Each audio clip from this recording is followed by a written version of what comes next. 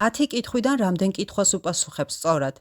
სანამ დავიწყებდეთ, არ დაგავიწყდეს ელის ინგლისური ენის აკადემიის გამოწერა, რომ არ გამოგრჩეს მომდევნო ქვიზები. ახლა კი დავიწყოთ. თუ ისინი გერმანელები არიან, მაშინ ფრანგები ვერანაირად ვერ იქნებიან, ამიტომ სწორი პასუხია They aren't French. They're German.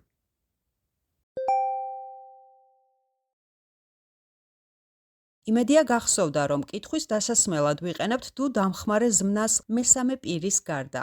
ამიტომ Where do you live? როდესაც კითხვას ვსვამთ მესამე პირის, მაგალითად მისტერ ბრაუნის შესახებ, გვჭირდება does დამხმარე ზმნა. When does he have lunch? კითხვით და უარყოფით წინადადებაში გამოიყენება any და არა some. He hasn't got any brothers and sisters. პირობა რომ შესრულებულიყო, შედეგით სხვაგვარი იქნებოდა. დრო რომ მქონოდა, მეც ვიმოგზაურებდი. If I had time, I would travel more. Since ვიყენებთ, როდესაც ვამბობთ კონკრეტულ წელს, თვეს ან რიცხვს, როდესაც დავიწყეთ მუშაობა. Force გამოვიყენებდით, რომ გვეთქვა, რამდენი ხანი ვმუშაობთ ამ კომპანიაში. 5 წელი, 10 თვე, 2 კვირა. She's been working here since 2020. ვნებითი გვარი გვეხმარება ყურადღება გავამახვილოთ იმაზე, თუ რა მოხდა, რა მოქმედება შესრულდა და არა იმაზე, თუ ვინ იყო მთავარი მოქმედი პირი. ვნებით გვარში ზმნის მესამე ფორმას ვირჩევთ ან იდის ვურთავთ, თუ ის წესიერი ზმნაა. The proposal was rejected by the school. მომავალ წლამდე დასრულებული მექნება ეს კურსი. By next year, I will have finished this course.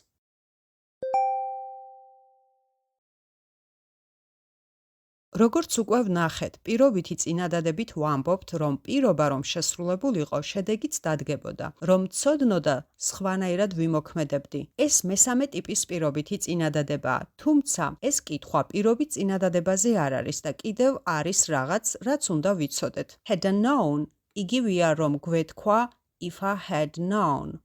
ინვერსიულ წინადადებებში დამხმარე ზმნები ქვემდებარის წინ გადაინაცვლებს და გვეხმარება ჩვენი საუბრისთვის მრავალფეროვნების შესამატებლად.